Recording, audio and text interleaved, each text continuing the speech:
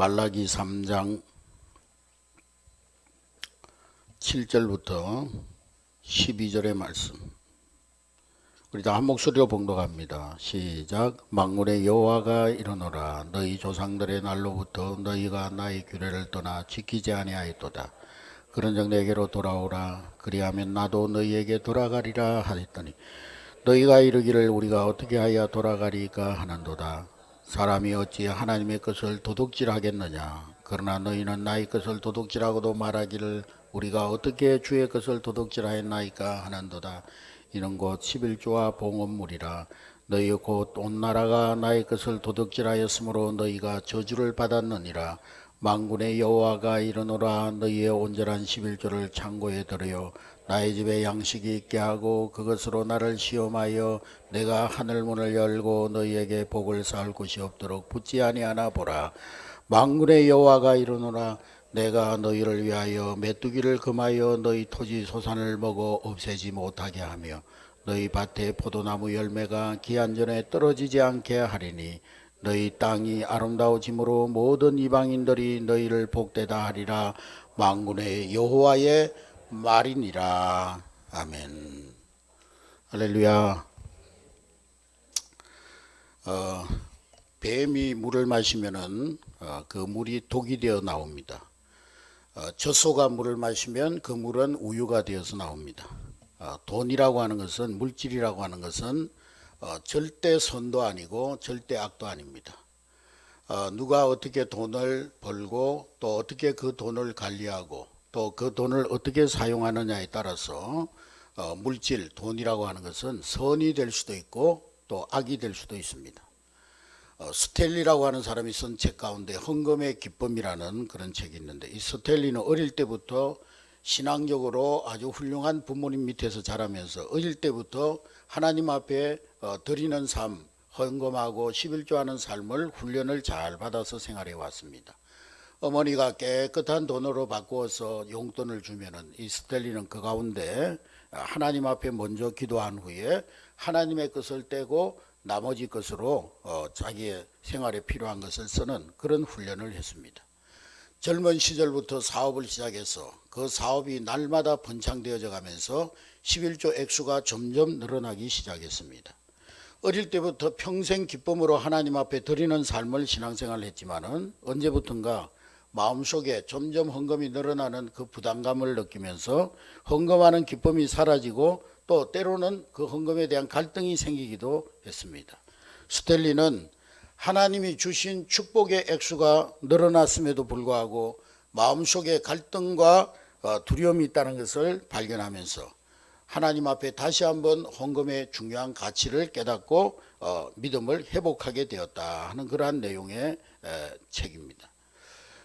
아직 온전한 11조를 하나님 앞에 드리지 못하는 우리 성도들은 아마 오늘 말씀이 어쩌면 부담이 될 수도 있습니다. 어느 종교단체 갤럽 연구조사단에서 조사를 했는데 한국교회 성도들 가운데 온전한 11조, 형식적인 11조 말고 또 자기가 대충 이렇게 해서 하는 11조 말고 하나님 앞에 정직하고 온전한 11조를 하는 성도들은 약 30%에 지나지 않는다고 했습니다.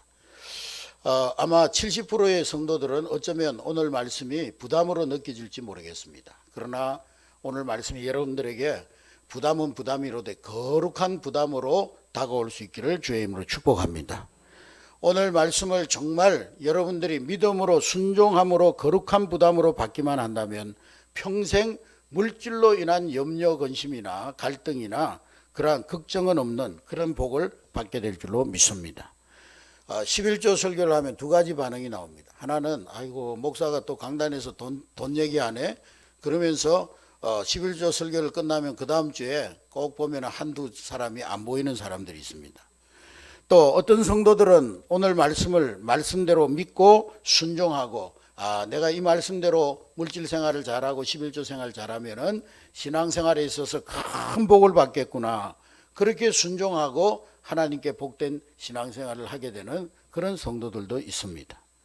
세계적인 성령 치유 사역자인 베니 힌이 쓴 책 가운데 예수 믿는 사람들이 부자로 사는 것은 하나님의 뜻입니다 하는 그런 책이 있습니다. 하나님께서 우리에게 주시는 복된 길이 있는데 우리가 거기를 발견하고 우리가 부자로 못 사는 것은 기적. 하나님의 자녀들이 가난하게 사는 것은 어쩌면 기적이라는 거예요. 하나님이 우리에게 풍성한 삶을 살 수 있는 비결을 말씀 속에서 가르쳐 주셨는데 하나님이 주신 풍성한 복을 누리지 못하면은 그것은 오히려 기적일 수 있다는 것입니다. 그러니까 신앙생활을 배울 때 잘 배우라는 것입니다. 신앙생활을 기초부터 잘 모든 것이 기초가 중요합니다. 제가 언젠가 총각 때 한 3개월 정도 테니스를 배우러 다녔는데 새벽기도 마치고 테니스를 배우러 다녔는데요. 3개월 동안 계속 그 선생님이 공 던져주면 하나 둘 셋 박자 맞춰가지고 받아 넘기는 기초 자세만 훈련을 했습니다. 그래서 내가 천하에 못 배울 것이 테니스구나 이렇게 생각하고 3개월 만에 그만뒀습니다만은 기초를 제대로 배워야 운동선수가 될 수가 있습니다. 믿음 생활도 선수가 되려면 이 신앙의 출발에서부터 기초부터 잘 배워야 되는 것입니다. 저는 목회하면서 한 몇 년간 동안은 이 11조나 헌금에 대한 설교를 별로 하지 않았습니다. 왜냐하면은 우리 성도들에게 괜히 부담감을 주고 또 뭐 헌금 설교하면은 성도들이 괜히 마음에 짐을 가지게 될 것 같아서 이 헌금에 대한 설교를 별로 하지 않았어요. 그런데 어느 날 하나님께서 제 내면의 음성을 들려주시는데 조 목사야 너 정말로 교인들을 사랑하느냐? 예, 교인들을 사랑하죠. 그러면 너희 교인들이 부자로 살기를 원하느냐? 너희 교인들이 물질적으로 가난하고 어렵게 살기를 원하느냐? 하나님 당연히 우리 성도들이 부자로 살기를 원하지요. 그런데 왜 너는 성도들이 부자로 사는 풍성한 삶을 사는 비결이 성경 속에 있는데 왜 성경을 가르치지 않느냐? 너는 정말로 나의 종으로서 하나님의 말씀을 진지하게 진실하게 신실하게 바로 가르치고 선포하고 성도들을 바로 살도록 가르치기를 원하느냐? 예, 당연합니다. 그러면 왜 너는 그 성경 말씀 속에 있는 말씀을 성도들이 부담스럽게 여긴다고 가르치지 않고 설교하지 않고 그것은 피해가느냐? 그것은 너는 직무유기다. 그런 주님의 음성이 들려왔습니다. 그때부터 저는 한 1년에 한두 번 정도 또 1, 2년에 한두 번 정도 청지기 설교를 하면서 이 헌금에 관한 11조에 대한 설교를 합니다. 예수님께서 말씀하신 37가지 비유가 있습니다. 나는 선한 목자다. 나는 양의 문이다. 나는 포도나무다. 이런 여러 가지 비유들이 있는데 그 가운데 37가지 비유 가운데 17가지가 물질에 대한 비유입니다. 재물에 관한 비유입니다. 성경 연구가들에 의하면 성경의 물질 관리에 관한 구절이 2084개로 구원에 관한 진리보다 훨씬 많은 10배나 많은 그런 말씀들이 물질 관리에 대한 물질에 대한 말씀이라는 것입니다. 그만큼 성도들에게 있어서 물질 관리의 삶이 중요함을 말씀하고 있는 것입니다. 예수님도 친히 말씀하시기를 하나님과 재물을 겸하여 섬길 수 없다 그렇게 말씀하셨어요. 이 재물이라는 말은 만몬 또 돈, 귀신이라는 그런 뜻이 담겨져 있습니다. 그러니까 물질이 하나님과 비교할 만한 하나님과 견줄 만한 예수님이 하나님과 물질을 겸하여 섬길 수 없다 할 만큼 하나님과 물질을 겸줄 만한 그런 사람에게 물질이 신이 될 수도 있다는 거예요. 이것은 곧 물질을 바르게 벌고 바르게 사용하고 또 바르게 선용하는 것이 바르게 드리는 것이 바로 영적 전투 신앙생활의 근원적인 영적 전투임을 말씀하고 있는 것입니다. 하나님과 만몬을 함께 섬기는 것은 잘못된 일이라기보다는 불가능한 일이라는 거예요. 하나님과 만몬을 같이 섬긴다는 것은 불가능한 일이라는 거예요. 그래서 성경은 우리에게 묻고 있습니다. 너의 소속이 어디냐? 네가 하나님께 속해 있느냐? 만몬에 속해 있느냐? 네가 물질에 속해 있느냐? 하나님께 속해 있느냐? 네가 천국에 속해 있느냐? 세상에 속해 있느냐? 그것을 우리에게 묻고 있는 것입니다. 성경에 보면 네 보물이 있는 곳에 네 마음이 있다 그랬어요.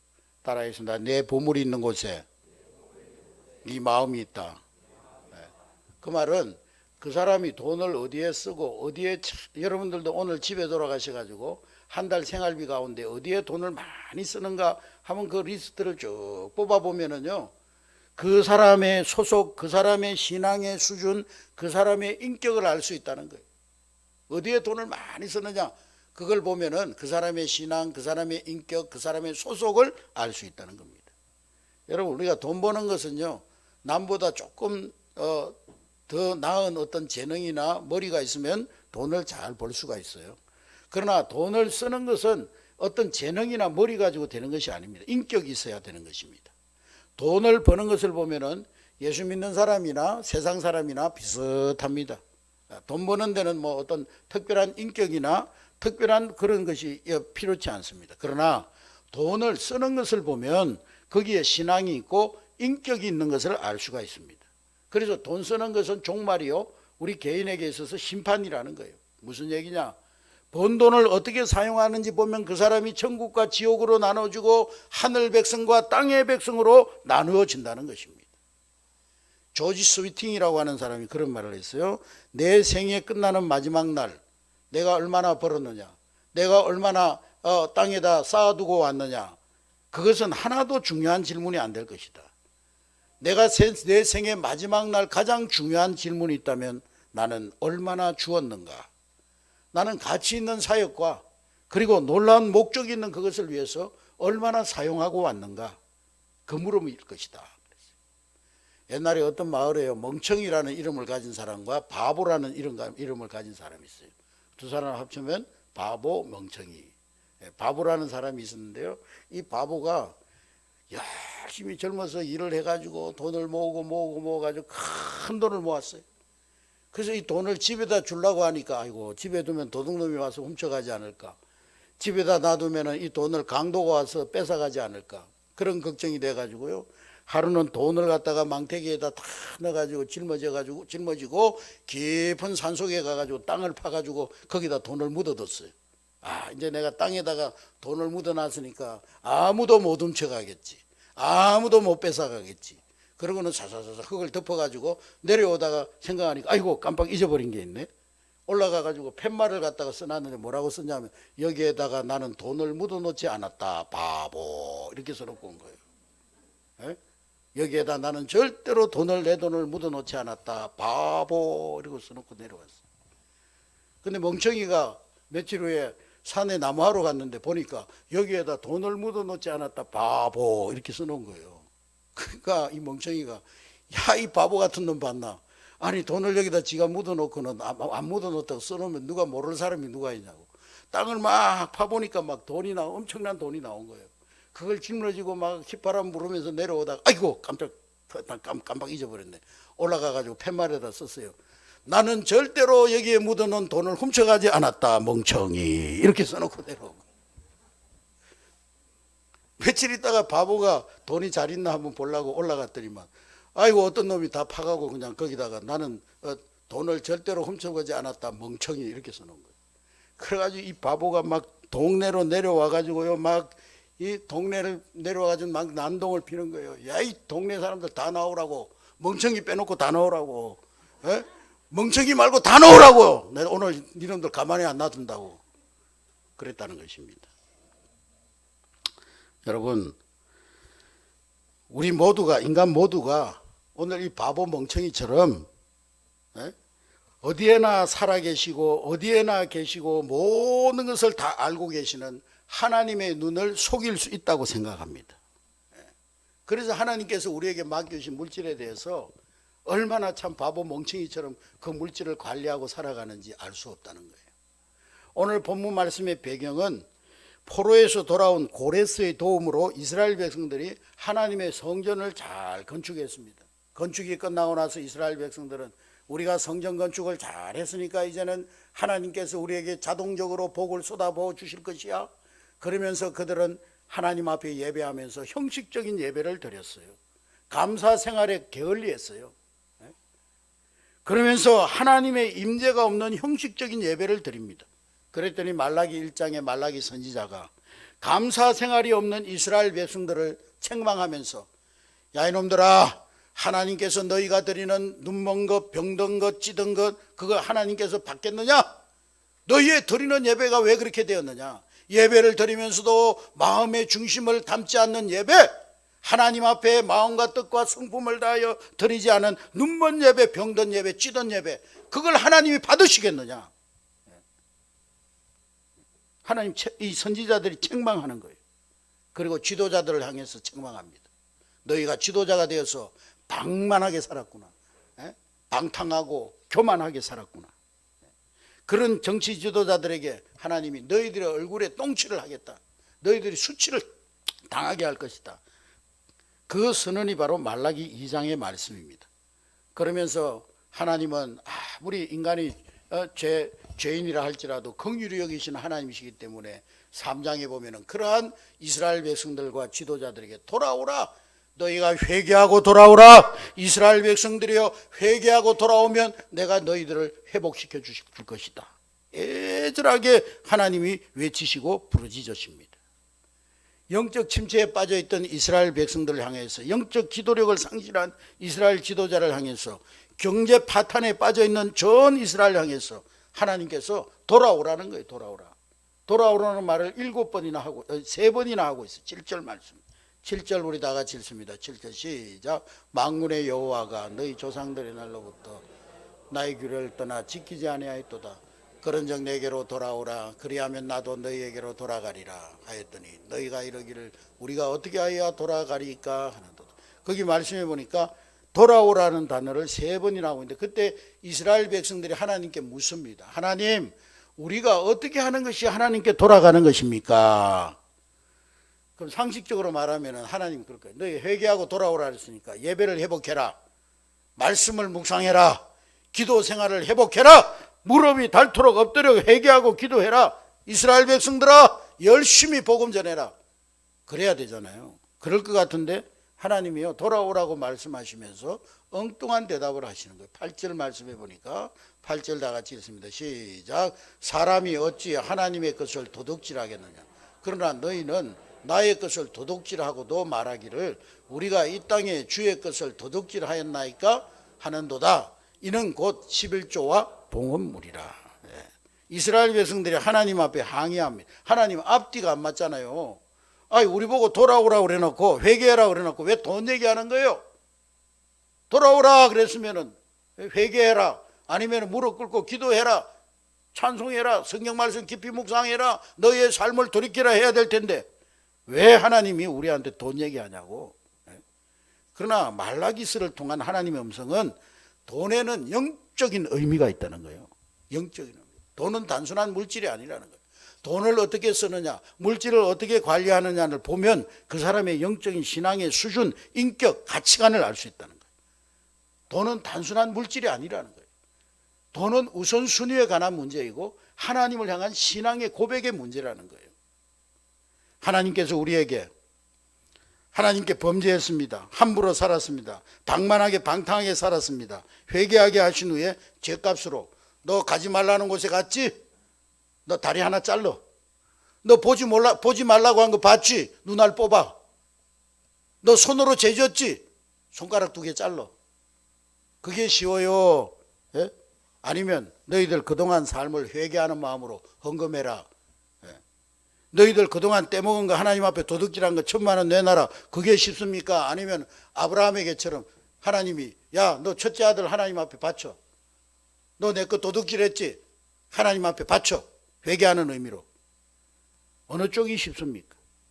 여러분, 돈 회개가 가장 기초적인 회개이고 아울러 가장 쉬운 회개가 돈 회개예요. 이 회개가 안 되면 다른 회개는 안 되는 거예요.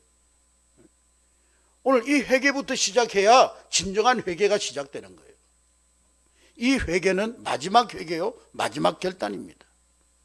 그런데 왜 하나님이요 그냥 좀 순순하게 야 너희들 11조 떼먹었지 그러지 않고 하나님 거 도둑질했다고, 이 도둑놈들아. 왜 그렇게 말해요? 아주 극단적으로 말씀하셨을까요? 그건요, 너희들 주인이 누군지 알지 못하는구나. 주인이 누구냐? 너희들의 시간의 주인이 누구냐? 너희들의 물질의 주인이 누구냐? 너희들의 건강의 주인이 누구냐? 너희들의 생명의 주인이 누구냐? 너희들의 사업의 주인이 누구냐? 네 직업의 주인이 누구냐? 생명의 주인이 누군 줄 아느냐? 너희들은 그것을 알지 못하고 너희 온 나라와 온 백성 온 교회가 너희들은 죄를 범하였다. 나의 것을 도둑질했다. 온 나라 삼라만상의 주인이 누군 줄 아느냐? 근데 너희들은 그것을 알지 못하고 너희들이 주인인 양 하나님의 것을 도적질했다는 거예요. 하나님, 그러면 우리는 뭡니까? 하나님 주인이시면 우리는 뭡니까? 너희들은 청직이다. 너희들이 청직이라고 하는 사실을 분명히 선언하는 징표가 있어야 된다. 신앙 고백이 하나님이 내 시간에, 내 물질에, 내 생명의 주인이시고 나는 하나님께 그것을 맡아 관리하는 청직입니다 하는 신앙의 고백의 표시가 있어야 되는데 그것이 바로 11조라는 거예요. 내 인생의 주인이 하나님이십니다 라고 고백하는 것이 11조라는 거예요. 그걸 인정하고 살아가라는 거예요. 이 고백과 선언이 없이 하나님을 주인으로 모실 수 없다는 거예요. 뭐 입으로만 기도할 때마다 나의 주인이 되시고 내 인생의 주인이 되신 하나님, 그러고는 11조 다 떼먹으면 그건 거짓 고백이라는 거예요. 네 마음이 있는 물질을 하나님 앞에 드림으로써 네 고백, 하나님이 내 삶의 주인이심이라고 하고 고백하는 그 고백과 선언이 참됨을 증명해 보이라는 거예요. 여러분, 11조는 우리가 생각할 때 내가 부지런히 열심히 땀 흘리고 일해가지고 10개를 얻었는데 그 가운데 내가 하나를 딱 떼가지고 하나님 앞에 갖다 바치는 것이 11조라 생각하는데, 그러나 11조는 그런 것이 아니에요. 11조는 10개가 모두가 하나님의 것임을 고백하는 신앙 고백입니다. 여러분, 하나님이 오늘 여러분의 시간을 거두어 가시면 직장에 나갈 수 있어요? 없어요. 하나님이 오늘 밤에 여러분들의 건강을 거두어 가시고 생명을 거두어 가시면 내일 아침에 직장 갈 수 있어요? 사업할 수 있어요? 없어요. 하나님이 여러분들에게 시간을 연장시켜 주셨고 건강을 주셨고 생명을 주셨기 때문에 오늘 우리가 열심히 일할 수 있는 거예요. 모든 것이 하나님의 것입니다. 그래서 하나님 앞에 하나님 이 모든 것이 내 것이 아니고 하나님이 주신 것입니다. 그래서 하나님 앞에 다 드립니다. 10개를 다 드립니다. 그랬더니 하나님께서 10개 중에 하나를 받으시고 구별하여 받으시고 나머지 9을 선물로 은혜로 돌려주시는 거예요. 9개를 돌려주시면 이 9개도 내 뜻대로 선한 뜻을 따라서 선용하면서 하나님의 뜻에 맞게 사용하여라. 그것이 바로 11조라는 거예요. 11조. 할렐루야. 여러분, 그래서 11조는 선악과와 같은 것입니다. 많은 사람들이 선악과는 저주의 나무라고 생각하는데요, 그러나 창세기를 잘 살펴보면 선악과는 축복의 나무였습니다. 많은 나무들이 있습니다만 수많은 나무들 가운데 선악과는 메시지가 있는 말씀을 가진 나무였어요. 다른 거 다 따먹어도 좋다. 그런데 이 선악과는 소중히 여기라는 거예요. 이건 뭘 말하느냐? 그것은 종자와 같은 겁니다. 종자. 여러분, 미국에 이제 처음 개척자들이 메이플라워를 타고 아메리카 대륙을 향해서 가던 청교도들이 마지막에 사랑하는 자녀들이 배 위에서 굶어 죽어가면서도 종자는 끝까지 먹지 않았어요. 여러분, 농사 짓는 사람이 보릿고기를 넘을 때도 종자만큼은 먹지 않습니다. 그들은 날고기를 잡아먹으면서도 종자를 없애지 않았어요. 왜냐? 종자는 미국 대륙에 가가지고 씨를 뿌려야 되는 것이기 때문에 그만큼 소중히 지켜야 하는 것이었어요. 축복의 종자였습니다. 은혜의 종자였어요. 그들의 삶의 생명의 종자였습니다. 11조는 바로 그와 같은 거예요. 우리가 이것을 소중히 잘 지키면 은혜가 되고 축복이 되지만 그러나 그것을 따먹고 나면 우리에게 불행이 되는 것입니다. 선악과는 지키면 축복이고 따먹으면 저주입니다. 오늘 우리에게 은혜의 선악과가 있습니다. 십자가가 선악과입니다. 소중히 잘 간직하여 십자가의 신앙 앞에 믿음으로 아멘하고 고백하면 순종하고 받아들이면 우리는 구원받습니다. 할렐루야. 천국문이 열리는 거예요. 그러나 십자가의 신앙 앞에 우리가 고백하지 아니하고 지키지 아니하고 순종하지 아니하고 짓밟아 버리고 살면 우리는 저주받게 되는 거예요.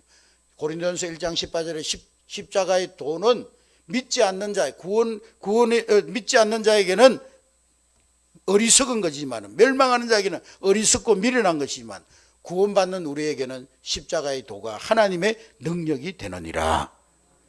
여러분, 시간에도 선악과가 있고요, 물질에도 선악과가 있고 은사에도 선악과가 있습니다. 하나님 앞에 먼저 잘라드려야 할 것이 있다는 거예요. 그래서 신학적으로 이걸 말하면 대표성의 원리라고 하는 것입니다. 대표성의 원리. 따라하겠습니다. 대표성의 원리. 아담과 하와 이 한 사람이 범죄함으로 말미암아 온 인류가 죄인이 되어버렸어요. 그런데 예수님 한 사람이 십자가에 못 박혀 죽으심으로 말미암아 그분을 나의 구주로 고백하는 모든 사람들에게 죄와 함께 그 십자가에서 죽고 예수님이 나의 주님이십니다. 당신의 죽음은 나의 죽음입니다. 그리고 예수님이 부활하실 때 주님의 부활은 나의 부활입니다. 그렇게 고백하는 모든 사람에게는 예수님이 부활의 첫 열매가 되시는 것입니다. 할렐루야. 그래서 예수님 부활하신 것처럼 우리도 부활하게 되는 거예요. 할렐루야. 그것을 이름하여서 대표성의 원리라고 합니다.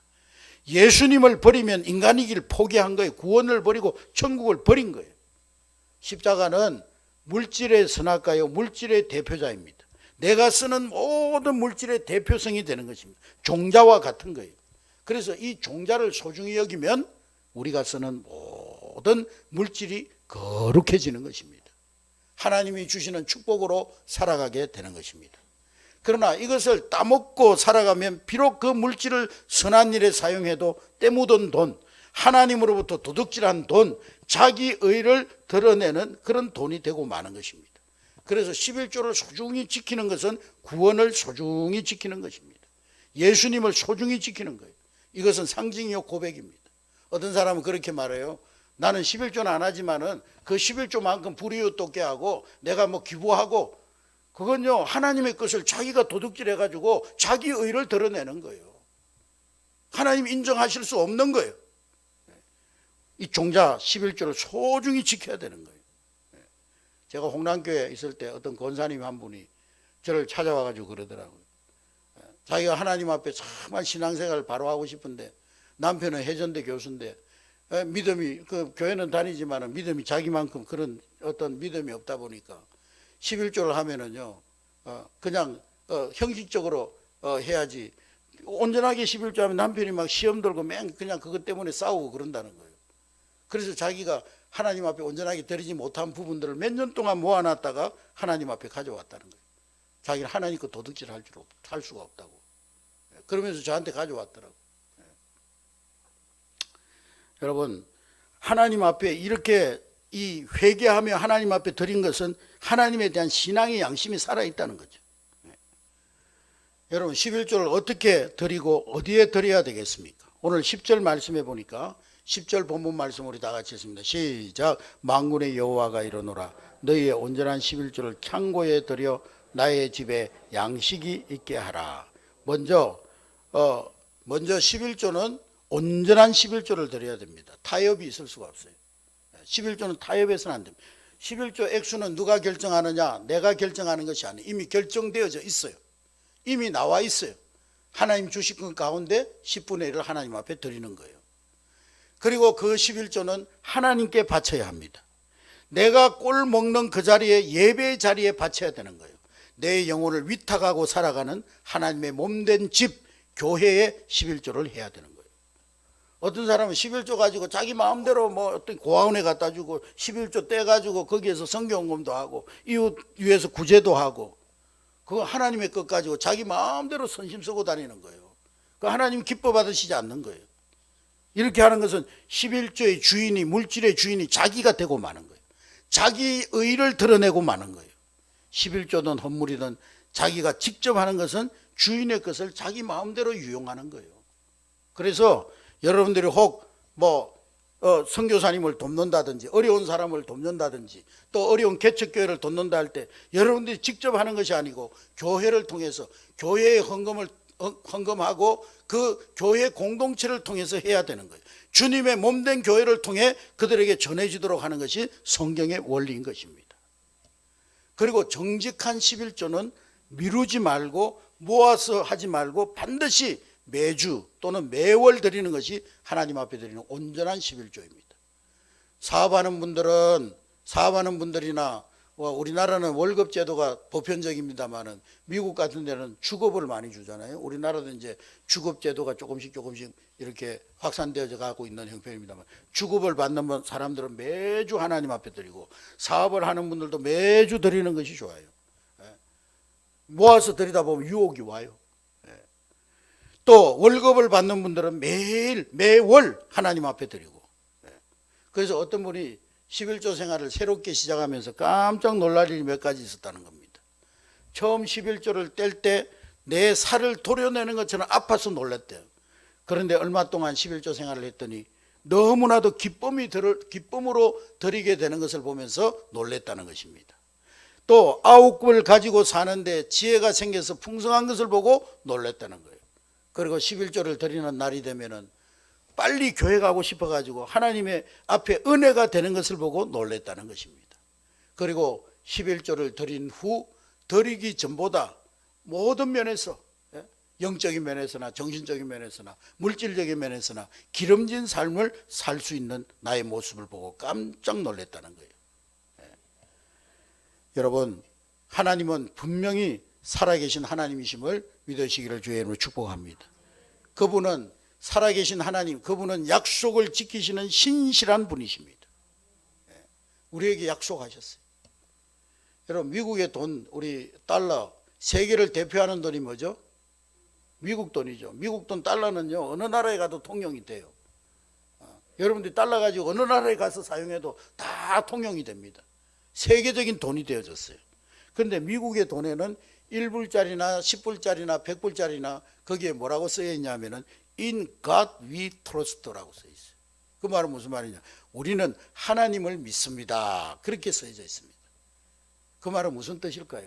우리는 하나님을 믿는 믿음 안에서 이 돈을 사용합니다. 하나님을 믿는 믿음 안에서 돈을 사용한다는 그런 정신으로 물질을 사용한다는 거예요.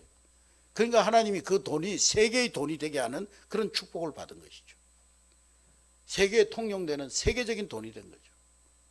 이 달러에 이런 글귀가 God Interest라고 하는 글귀가 쓰여지게 된 것은 이 남북 전쟁 당시에 한 농촌의 목사님이 기도하는 가운데 우리 미국 국민들이 정말 하나님 믿는 믿음 안에서 물질을 사용하면 좋겠다, 그런 감동을 받아가지고 그 당시에 재무장관이었던 체이스라고 하는 분에게 건의를 해가지고 이 재무장관이 또 국회 승인을 받아가지고 달러에다가 이제 In God we trust라는 그런 글귀를 새겨 넣었다는 것입니다. 여러분, 하나님 앞에 물질 생활을 잘하는 11조 잘하는 백성에게 오늘 하나님께서 복을 내려주신 것입니다. 할렐루야. 하나님이 11조 잘하는 백성에게 오늘 본문이 많은 것을 축복하고 약속하고 있는데 그 가운데 몇 가지를 말씀드리면, 첫째로는 하늘문이 열린다는 거예요. 하늘문이. 따라하겠습니다. 하늘문이 열린다. 하나님이 내 인생의 주인이십니다라고 하나님의 주권을 고백하는 사람에게 하늘문이 언제나 열린다는 거예요. 주는 그리스도시요 살아계신 하나님의 아들이십니다 고백했던 베드로에게 너에게 천국 열쇠를 주노라, 그 신앙의 고백으로 하늘문을 여는 은혜를 주노라 말씀하셨습니다. 여러분, 믿음으로 하늘문을 열게 되는 것입니다. 우리가 11조를 믿음으로 하나님 앞에 드릴 때 하나님께서 하늘문을 열어 창고에 쌓을 곳이 없는 놀라운 복을 부어주신다고 약속하신 것입니다. 할렐루야. 두 번째로는 황충을 막아주신다 그랬어요. 여러분, 열심히 농사 지었으면 주인이 먹어야 되잖아요. 열심히 농사를 지었으면은 그 열매를 거둬야 되잖아요. 사업을 했으면은 그 회사가 날마다 번창하고 날마다 더 잘 되는 복을 받아야 되는 거잖아요. 그런데 농사를 열심히 지었는데 벌레가 와서 다 먹어버려요. 사업을 열심히 했는데 연말에 가서 결산해 보니까 손에 쥐는 것이 아무것도 없어요. 황충이 막 먹은 거예요. 어떤 가정은 행복한 결혼 생활을 시작했는데 파탄이 돼버렸어요. 가정에 황충이 먹어버린 거예요. 어떤 사람은 건강하게 살아왔는데 갑자기 어떤 병에 걸려가지고 질병으로 황충을 먹어버렸어요. 그러나 하나님 앞에 온전한 11조 생활을 하면 인생의 이러한 질병의 황충, 또한 가난의 황충, 또한 이제 사업 파탄의 황충, 이런 것들 들지 아니하도록 하나님 지켜주시겠다는 것입니다. 세 번째로는 기한전에 떨어지지 않게 하신다 그랬습니다. 따라하겠습니다. 기한전에 떨어지지 않게 해주신다. 농사를 열심히 졌는데요, 11월 달에 추수를 해야 되는데 10월 달에 태풍이 불어와가지고 다 벼가 다 엎쳐버렸어요. 사과가 다 떨어지고 배가 다 떨어지고 막 상품성을 다 잃어버렸어요. 기한전에 열매가 떨어져 버렸어요. 인간의 수명이 70인데 기한전에 떨어지지 않게 해주겠다. 학교에 입학했는데 기한전에 중퇴에 포기하지 않도록, 떨어지지 않도록 해주겠다. 임신한 여자가 해산하기 전까지 낙태하지 않도록, 기한전에 떨어지지 않도록 지켜주겠다. 사업을 시작했는데 중도에 기한전에 떨어지지 않도록 해주겠다. 그것이 바로 성경이 우리에게 주시는 약속입니다. 그리고 말씀하시기를 만군의 여호와가 이르노라 너희의 온전한 11조를 창고에 들여 나의 집에 양식이 있게 하고 그것으로 나를 시험하여 보라 그랬어요. 성경 신구약 성경에 보면은요 하나님을 시험하라는 말이 한 군데도 없어요. 그런데 오늘 이 말라기 단 한 구절에 하나님을 시험하라는 말씀이 나옵니다. 무슨 말이냐? 믿음으로 아멘 하면 좋고 그렇지 못하면 하나님을 시험이라도 해보라는 거예요. 너무 이스라엘 백성이 믿음이 없어가지고 하나님 이렇게 말하는데도 하나님 못 믿겠어요. 그러니까 그럼 야 너희들 시험해봐라. 내가 진짜 거짓말인지 참말인지 시험해보라는 거예요. 세계적인 부호 록펠러에게 위기의 순간이 있었습니다. 처음에 이 사람이 친구의 권유로 광산업을 시작했는데요. 광산업을 시작해가지고 나중에 사기를 당해가지고 원금을 다 날라버렸어요. 광부들은요 막 임금 안 준다고 데모를 하고 막 빚독촉에 시달리고 록펠러가 너무 괴로워가지고 모든 사업과 심지어 자기의 삶을 포기해버릴까 생각을 했어요.